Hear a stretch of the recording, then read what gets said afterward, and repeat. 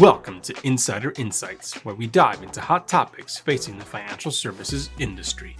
Today, we're excited to have with us Kelly Benson-Bray, Member Relations Director at LIMRA, and Kim Landry, Associate Research Director at LIMRA, to discuss why employees may be dropping benefits and what the industry can do to improve retention. Hi, Kim. I'm excited to talk with you today. It's a great topic. It is annual enrollment season again, so looking forward to talking with you about all things enrollment. Yeah, I'm happy to be here, Kelly. Thank you. So, as I talk to our members and I talk to people across the benefits ecosystem, the number one thing I'm hearing is we get people to enroll, but how do we keep people from dropping benefits? And I know with the BEAT survey, you cover that extensively. What are your thoughts about why people drop benefits and how we can get them to stay? Yeah, so in the BEAT study this year, 12% of employees told us that they dropped some benefit that they were previously enrolled in sometime during the past couple of years. And the number one reason they gave for dropping a benefit is that they didn't use the benefit enough to be worth it. More than a quarter of employees who dropped something cited that as the reason. And when you think about it, this is kind of a weird objection because most benefits offer coverages that employees don't ever want to use. I know that personally, I have life insurance and disability insurance and supplemental health coverage, and I really don't want to file claims on any of those if I don't have to. But unfortunately, this situation can make it really hard for employees to recognize the value of these benefits. Especially if, like most people and like human nature is tending to be, people don't think something bad's ever going to happen to them. So there's this disconnect that happens, and we've seen this before in other research that we've done, where employees perceive more value in benefits that they know they're going to use. Things like medical and dental plans that they know they're going to have an appointment at some point during the year.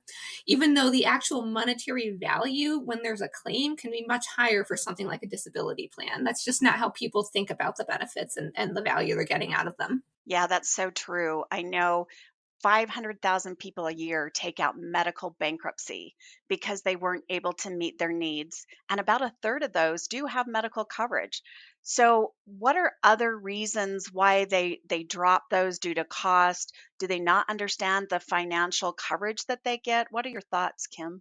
Yeah, we saw a lot of employees dropping benefits due to cost related concerns. And there were actually three different flavors of that came up.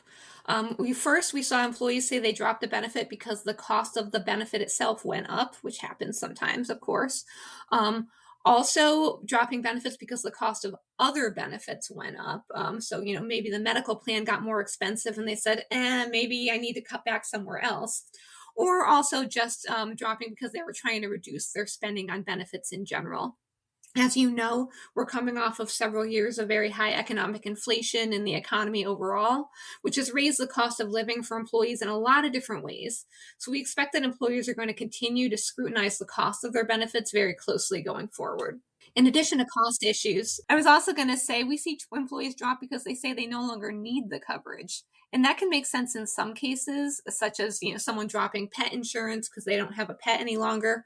But we wouldn't want to see that as a reason for dropping something like disability insurance, where you can't necessarily predict whether you're going to need it or not. And finally, we saw some people dropping benefits just because they had obtained the coverage from another source, such as through a spouse or a partner's employer. Right. So, how much do you think people are really willing to spend when you look at that $1 that they have to spend on benefits? And, healthcare is rising again this year at 22%. That's a huge increase that the employee will bear that burden. How much do you think they're willing to spend for those types of benefits? Yeah, so this is actually something we've been tracking over time. We ask employees in our study to tell us the maximum out of pocket amount that they'd be willing to spend on benefits on a monthly basis, excluding retirement savings. And what we're trying to do is get a sense of where that line is. Where's that threshold where they're signing up for their benefits and they're, sort of putting items in their virtual cart and they look at the total and say, "Oh no, that's way too much. Let me go back and take something out." Unfortunately, what the data shows us is that employee spending targets are pretty low. For 2025, the median amount employers are willing to spend out of pocket on benefits is only $150, and the average is $249. So it's higher for married people, especially if they have children, and it also increases with income, as you would expect. But really, no matter how you slice it, these are very small budgets, especially when you consider how much medical benefits cost. According to the Kaiser Family Foundation, the average employee contribution for major medical benefits is only is up to $114 a month for single coverage and $525 a month for family coverage. So that leaves very little left over for other products. We know employees' budgets have increased a little bit over last year, but only for employees at the upper end of the income spectrum. Spending targets for low and middle income workers really haven't changed, probably because they just can't afford to be spending any more than they already are. Right. And so that belt just keeps tightening on how much they'll spend. Do you think there's a difference in which products they're willing to spend more on? Well, we would expect it to be highest for medical coverage, just because that is, obviously the elephant in the room. They know they need it. They know that they can't really afford to go without it unless, of course, they're getting it from some other source, like perhaps a public program.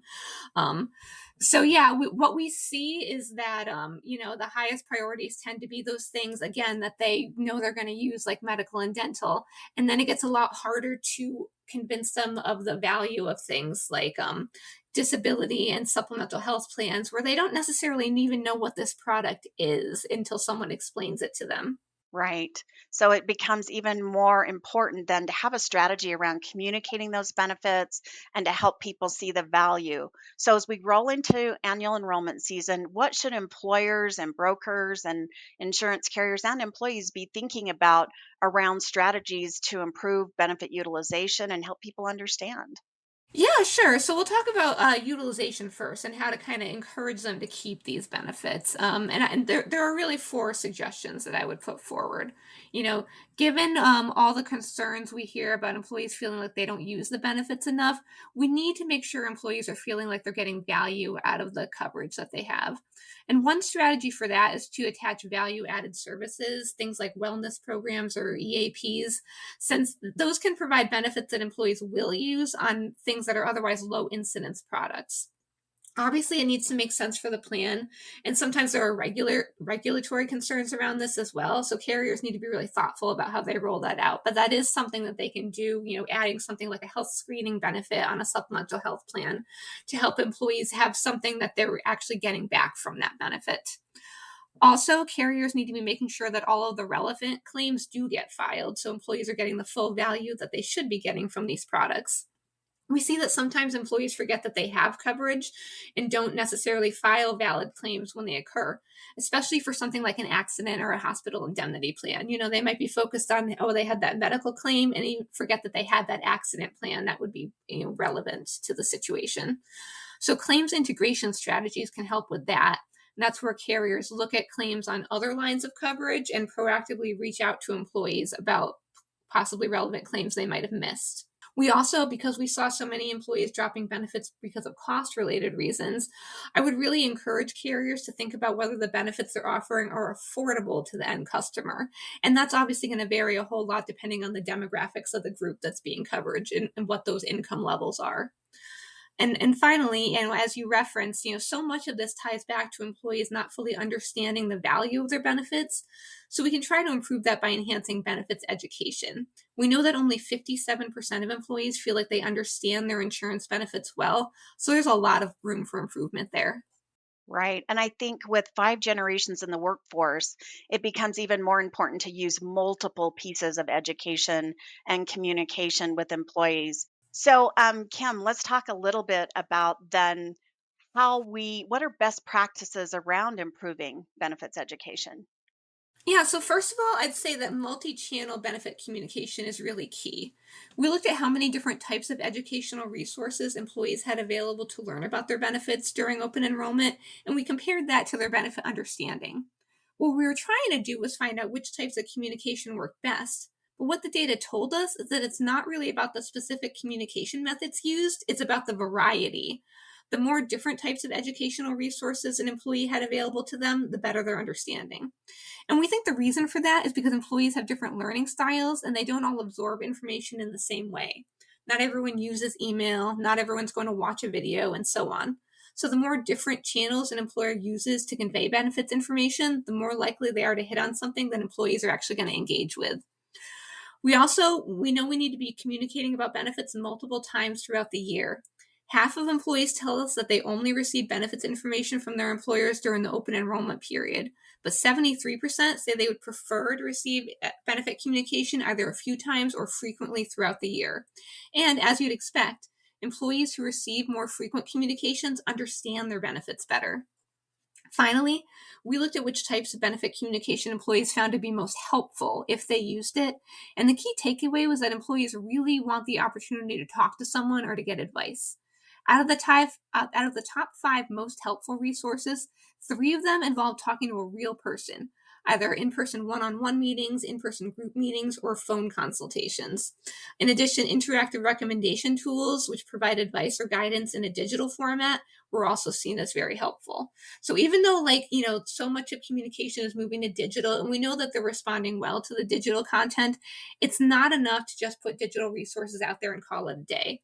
Sometimes employees are looking for guidance. They want to know what the benefits would apply to their own unique situations, and we need to give them that opportunity to ask questions and get personalized advice if they need it. That's great, Kim. So, what is that generation shift and how are we driving those demands? And I guess, thirdly, what are the unmet needs of these generations in the workforce? Yeah, so the mix of generations in the workforce is changing. Gen Z has now surpassed baby boomers as a percent of the US working population, and millennials now make up the biggest share of the labor force. So, together, the two younger generations, millennials and Gen Z, account for 54% of all US workers. And the thing to keep in mind is that these younger generations just take a broader view of which benefits are important to them. Older workers, we see they tend to be laser focused on a small group of what we would think of as core benefits, things like medical, dental, vision, disability, and retirement plans.